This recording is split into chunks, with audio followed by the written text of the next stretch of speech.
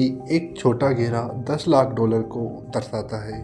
अब यह घेरा 1 करोड़ डॉलर को दर्शा रहा है। अब यह घेरा 10 करोड़ डॉलर को दर्शा रहा है। अब यह घेरा 1 अरब डॉलर जैसा दिखाई दे रहा है। अमेज़न के संस्थापक जेफ बेजोस की कुल संपत्ति इससे कुल 17 गुना ज़्यादा है। और फिर आप है, शायद आप अभी कोई नौकरी कर रहे हैं। वह नौकरी जो आपको उस डिग्री से मिली है, उसके लिए आपने विश्वविद्यालय में पढ़ाई की है। शायद आपके पास उसके अलावा बचत के लिए कुछ खास नहीं है और आपको लग रहा है कि मुझे कुछ एक्स्ट्रा इनकम जनरेट करनी चाहिए। आपके पास क्रेडिट कार्ड का कर्ज है, आपको उसे चुकाने की ज़रूरत है। या एक छात्र है, आप उस डिग्री के बारे में पढ़ रहे हैं जिसकी आपको ज़रूरत है, जिससे आप उम्मीद करते हैं कि वह डिग्री आपको अच्छा वेतन देगी। या फिर आप सोच रहे हैं कि आपको खुद पता नहीं है कि आपको यह इस डिग्री से मिलेगा क्या। आप एक ऐसे परेशान करने वाले छात्र हैं जिसका ऊपर ऋण आपके सिर के ऊपर मंडरा रहा है। अमीर बनना है, यह सब कुछ एक दूर के सपने जैसा लगता है। उन्होंने ऐसा कैसा किया? आप खुद से सवाल पूछते हैं, शायद उन करोड़पतियों के लिए या फिर उन अरबपतियों के लिए, कि आखिर उन्होंने इतनी कम उम्र में इतना अचीव कैसे किया। यह आपको परेशान करता है, आपको गुस्सा दिलाता है कि उन्होंने, शायद उनका भाग्य अच्छा होगा कि उन्होंने इतनी कम उम्र में इतना सब कुछ हासिल कर लिया। या फिर वह अमीर परिवार में पैदा हुए थे, उन्होंने धोखे से पैसे कमाया। पैसा ही सारी बुराइयों की जड़ है। मैं शायद उतना स्मार्ट नहीं हूँ, मेरी किस्मत ही खराब है। मैं सपने जो आपने देखे थे, शानदार बंगला खरीदना, अपनी पसंदीदा स्पोर्ट्स कार लेना, अपना होम लोन चुकाना, दुनिया भर की यात्रा करना, वे हमेशा के लिए सिर्फ सपना ही रह गए। कुछ नहीं, बस सपने। आप एक कड़वी सच्चाई को स्वीकार करते हैं, लेकिन यह खेल ही फिक्स है। यह शुरू से ही धांधली वाला खेल रहा है और आप हारने वाली तरफ है। लेकिन क्या होगा अगर मैं कहूँ कि आप गलत थे? क्या होगा अगर वहाँ पहुँचने का कोई रास्ता हो, दौलत का एक वास्तविक समीकरण, वैसा समीकरण जो आज तक आपको किसी ने नहीं बताया होगा। पैसा कैसे काम करता है, इसके पीछे का विज्ञान क्या है। क्या होगा अगर आपको अपने माता पिता का कर्ज चुकाने या दुनिया घूमने के उन सपनों को छोड़ने की ज़रूरत ही ना पड़े। क्या आप मुझसे झूठ कहेंगे? मैं वादा करता हूँ कि मैं नहीं। और इस वीडियो के अंत में आप समझ जाएगी कि सिक्के का एक ऐसा पहलू भी है जो आपको नहीं दिखाया जा रहा है, लेकिन मैं आपको चेतावनी देता हूँ। रास्ता कठिन है, यह संघर्षों से भरा है, इसमें उतार चढ़ाव है, इसमें स्कूल सिस्टम है और समाज द्वारा अब तक बनाई गई कुछ कड़वी सच्चाइयों को निकलना होगा। और मैं स्पष्ट कर दूं, आप में से बहुत से लोग इस रास्ते के अंत तक कभी नहीं पहुंच पाएंगे, लेकिन जो पहुंच जाएंगे उस रास्ते के अंत में वह दौलत है जो आपकी कल्पना से परे है। उस रास्ते के अंत में वह आज़ादी है जो आपको फिर कभी पैसे की चिंता नहीं करनी पड़ेगी। तो आप अभी मेरे साथ अगर हाँ, तो चलिए समय बर्बाद नहीं करते हैं। पैसे के बारे में आप सोच क्या है? मतलब पैसे के बारे में आपकी सोच क्या है? क्या वह ऐसी चीज़ है जिसके लिए आप काम करते हैं? क्या इसे कमाया जा सकता है या यह विरासत में मिलता है?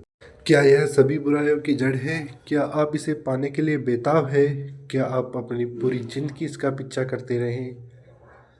सच तो यह है कि पैसे के बारे में आपकी अधिकांश सोच आपके पालन पोषण और परिवेश से प्रभावित रही है।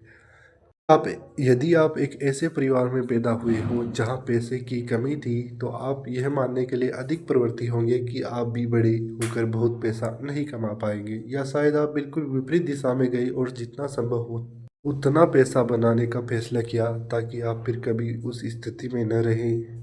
आपका स्कूल इस विषय के बारे में ज़्यादा नहीं सिखाता जिससे आपको स्कूल से मदद मिली, वजह से आप में से अधिकांश की पैसे के बारे में गलत धारणाएं होगी जो इस यात्रा में आपकी मदद नहीं करने वाली।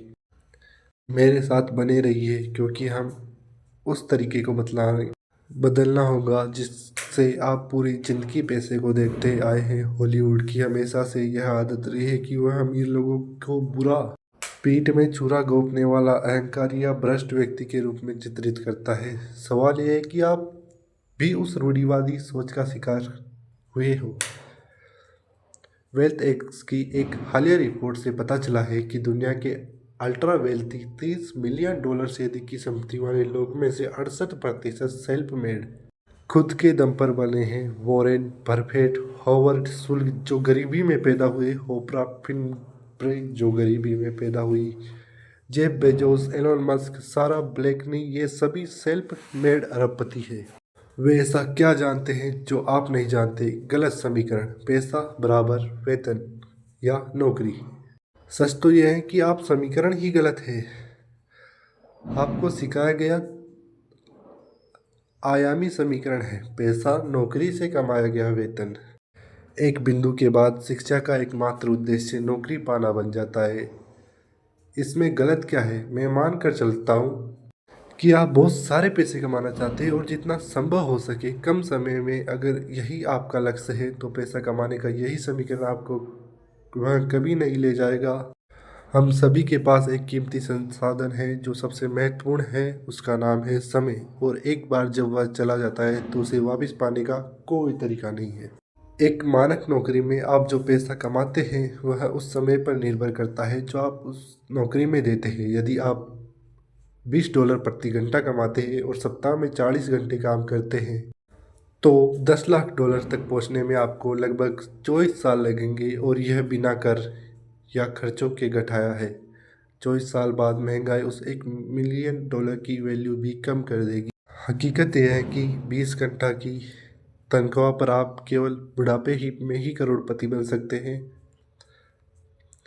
वह भी बिल्कुल कंजूसी से जीकर। आपका कीमती समय आपके हाथों से निकल चुका होगा। आपने सारा समय पैसों के लिए व्यापार, वह राशि भी पर्याप्त नहीं थी। तो फिर ये युवा सेल्फ मेड करोड़पति कैसे बने? उनके पास एक बेहतर समीकरण है, पैसे का पीछा करना बंद करें। समस्याओं को हल करके पूंजीवादी समाज के खेल के नियम इस प्रकार से है। आपको अपने द्वारा प्रदान किए गए अनुमानित मूल्य के अनुमान में भुगतान किया जाता है, और जो आपके मूल्य को देखते हैं वह बाजार है। अर्थव्यवस्था के उपभोक्ता बाजार यानी आप, आपके दोस्त, परिवार और पड़ोसी। लोग शिकायत करते हैं कि फुटबॉल खिलाड़ियों को बहुत ज़्यादा पैसा मिलता है, लेकिन उन्हें करोड़पति मिलने के लिए पहले फुटबॉल उद्योग का एक बाजार होना चाहिए। बाजार में फुटबॉल की भारी मांग है, इसलिए शीर्ष खिलाड़ियों को उदारतापूर्वक भुगतान किया जाता है। यह इस बारे में नहीं है कि आप कितनी मेहनत करते हैं। एक सफाईकर्मी जो हर दिन पसीना बहाता है और खुद को थका देता है, उसे मेज के पीछे बैठे अकाउंटेंट से बहुत ही ज़्यादा कम पैसा मिलता है, क्योंकि बाजार सफाई कर्मियों के काम के मूल्य को अकाउंट की तुलना में बहुत कम मानता है। सफाई कर्मी की जगह कोई भी ले सकता है, लेकिन अकाउंटेंट्स ने साल भर की पढ़ाई की है और वह ग्राहकों के हजारों डॉलर बचा सकता है। लेकिन नौकरियां तो सही समीकरण नहीं है, और तो अपना मूल्य कैसे बढ़ाए? एलोन मस्क या जेफ बेजोस जैसा क्या करे? दौलत के समीकरण का पहला कदम है सरल। यदि आप पैसा चाहते हैं तो समस्याओं का समाधान करें। यदि आप इस कथन को समझते हैं तो आपको महसूस होगा कि लगभग सारा पैसा इसी मूल आधार से चलता है। यदि यह किसी समस्या का समाधान करता है तो बाजार उस पर पैसा फेंकेंगे। यदि समस्या $1 मिलियन की है तो समाधान आपको लाखों दिलाएगा। यदि समस्या $1 अरब की है तो समाधान आपको अरबों दिलाएगा। अमेजोन ने कितनी समस्याओं का हल किया? दुकान पर जाने की झंझट, डिलीवरी के लिए हफ्तों इंतजार करना, कीमतों का तुलना करना। जेब ने $1 अरब की समस्याओं को हल करने में मदद की और इसके लिए उन्हें पुरस्कार किया गया। यदि आप पैसे का पीछा कर रहे हैं तो आप गलत कर रहे हैं। यह विरोधाभासी लग सकता है, लेकिन यदि आप पैसा चाहते हैं तो वह पैसा नहीं है जिसे आपको खोजना चाहिए। आपको समस्याएं खोजनी चाहिए, और उससे भी महत्वपूर्ण उन समस्याओं के समाधान। और एक बार जब आपको वह समाधान मिल जाए तो उसके चारों ओर एक व्यवसाय बनाए। स्केल और ऑटोमेशन, आप सोच रहे होंगे क्या मुझे अलग अमेजोन या फेसबुक बनाना होगा, मुझे तो कोडिंग भी नहीं आती। नहीं, बिल्कुल नहीं, पुराने ढेरे मत लौटिए, एक समस्या से शुरू कीजिए। आपके पास के बाजार को सुने, लोग किस बारे में कह रहे हैं कि उन्हें यह पसंद नहीं है, लोग किसी चीज के होने की इच्छा कर रहे हैं, उन्हें किस बात से निराशा होती है, उन्हें क्या असुविधाजनक लगता है। दौलत के समीकरण का अंतिम चरण है समस्या स्केलअप। समस्या का समाधान खोजना। आपके समाधान को बहुत सारे लोगों को प्रभावित करने की आवश्यकता है। एक रेस्टोरेंट शुरू करना स्केलेबल नहीं है, आप स्थानीय क्षेत्र तक सीमित है, लेकिन एक फ्रेंचाइज स्केलेबल है। क्या आप समाधान एक सॉफ्टवेयर है, इसे बिना किसी शॉपिंग लागत की दुनिया भर में स्केल किया जा सकता है। सावधान रहे, क्या आपके समाधान को पैसे कमाने के लिए आपके समय की आवश्यकता है। यदि आप एक योगा टीचर है तो जो $100 प्रति घंटा देता है, तो आपने केवल व्यायाम के रूप में एक नौकरी पैदा की है। आपकी आय समय से बंधी है, लेकिन यदि आप इस एक ऑनलाइन योगा क्लास बनाते हैं जो 24/7 चलती है, तो वह स्केलेबल है। क्रियाओं और प्रणालियों का उपयोग करें ताकि व्यवसाय मशीन की तरह चले। अगर आप किसी और को काम कर पर रख दे सकते हैं तो आप करें, खुद को हर काम में फंसाना गलत है। आज़ादी का मार्ग, जब आपका व्यवसाय चल जाए तो दो रास्ते हैं, या तो इसे चलाते रहे या इसे बेच दे। जैसे इंस्टाग्राम को फेसबुक ने 1 बिलियन में खरीदा था, या पेपाल ने ईबे ने। यही वह क्षण है जब आपकी सालों की मेहनत रंग लाती है। लेकिन यह सब आखिर किसने किया। आप में से अधिकांश के लिए कभी भी पैसे के बारे में नहीं था। पैसा सिर्फ एक कागज का टुकड़ा है। यह आज़ादी के बारे में है, पैसों के बारे में था। अपनी मर्जी से काम करना ही आज़ादी कहलाता है। सबसे महत्वपूर्ण सबक पैसे की प्रकृति के बारे में नहीं था, बल्कि उस एक मूल्यवान संसाधन के बारे में था जो हम सबके पास है, समय। क्या आप अपनी ज़िंदगी का एक बड़ा हिस्सा ऐसी नौकरी को देना सार्थक है जिसे आप पसंद नहीं करते। निष्कर्ष, पैसा का पीछा करना बंद करें, समस्याओं का पीछा करें और उनके समाधान खोजें। यही वह समीकरण है जिससे सारी दौलत मिलती है। यदि आप आज़ादी चाहते हैं तो समस्याओं को हल करना ही आपके जीवन का सतत संघर्ष होना चाहिए। हो सकता है कि आप पहली बार में सफल न हो, तेजी से फेल हो और अगली चीज पर बढ़े।